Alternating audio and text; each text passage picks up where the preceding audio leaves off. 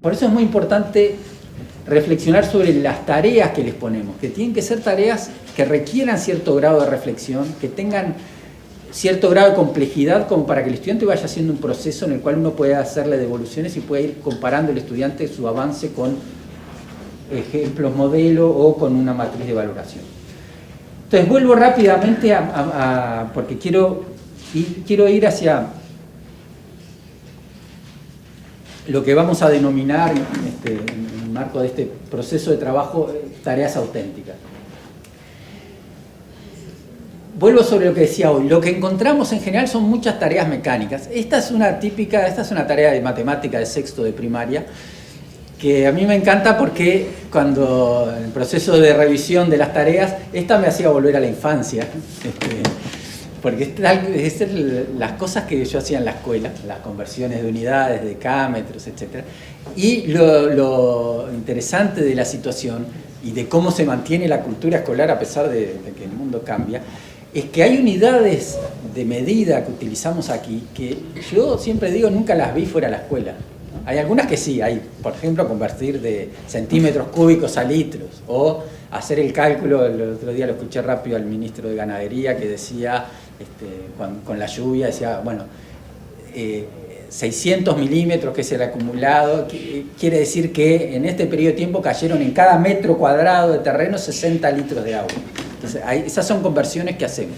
Ahora, hay unidades como los hectómetros o hectolitros que se usan muy poco, o casi no se usan.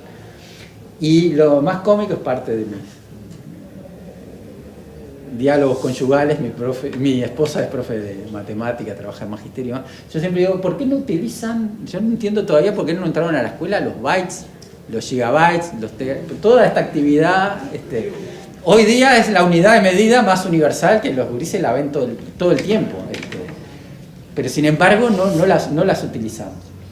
Entonces, el sentido que tiene poner esta tarea adelante es, a veces nos cuesta dar el paso de llevar nuestras tareas a contextos que sean relevantes en el mundo en el que vivimos hoy y en el mundo en que viven los estudiantes todos los días.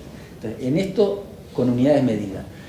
Lo segundo es que ya digo, y lo vuelvo a poner, pero es el tema de lo mecánico, ¿no? Esta es una tarea, no es de Uruguay, es de México, es un maestro de primaria. La tarea es, se usan 12 metros de listón para hacer 8 moños iguales. ¿Cuántos metros mide cada moño?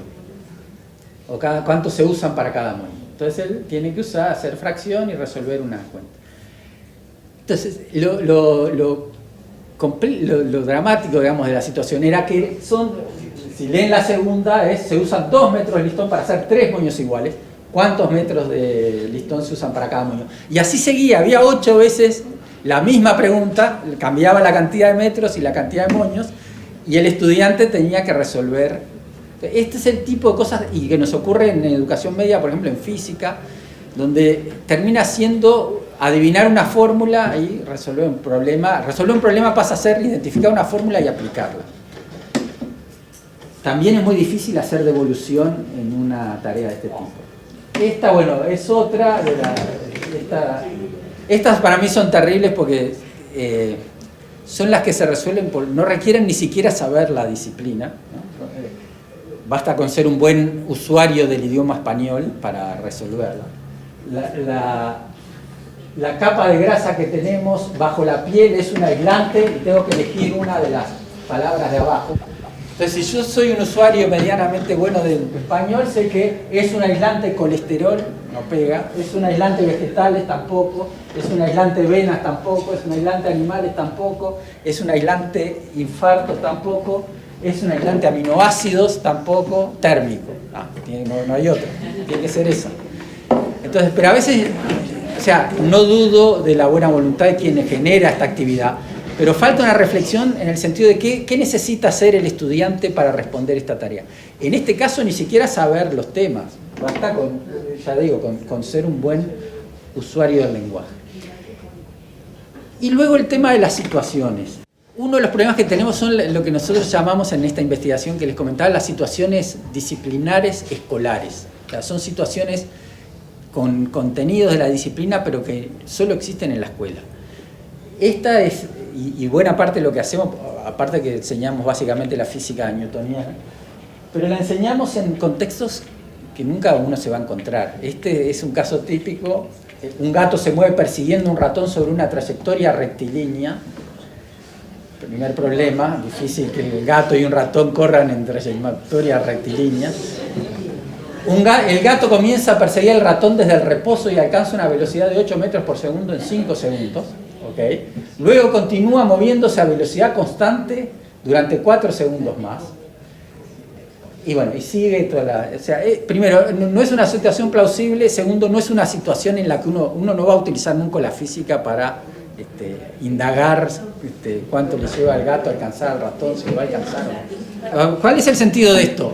A ver, acá hay un esfuerzo, no quiero deslegitimar el esfuerzo. Acá hay el esfuerzo del profe es ponerlo en una situación y que utilice los conceptos y las fórmulas de tiempo, velocidad, etcétera, para resolver una situación. No está mal por sí mismo. El problema es que deberíamos dar un paso más, y es no quedarnos en esto y no quedarnos en la mecanización, sino llevar al estudiante a situaciones plausibles. Y voy